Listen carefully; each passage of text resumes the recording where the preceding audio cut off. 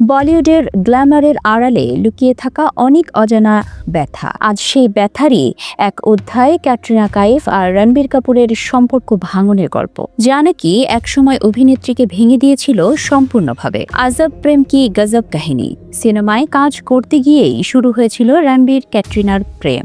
সেই সময় তারা দুজনেই ছিলেন শীর্ষ জনপ্রিয় জুটি। সবাই ভেবেছিল এই প্রেম বিয়ে পর্যন্ত গড়াবে, কিন্তু বাস্তব অন্য গল্প বলেছিল।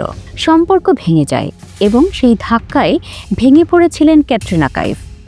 সম্প্রতি এক বর্ষিয়ান সাংবাদিক চমকে দেওয়ার মতো তথ্য প্রকাশ করেছেন।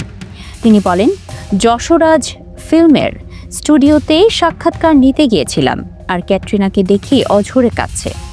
বারবার বলছিল, আমি বড় ভুল করেছি, আমি কাজ হারাচ্ছি, সব আমার দোষ।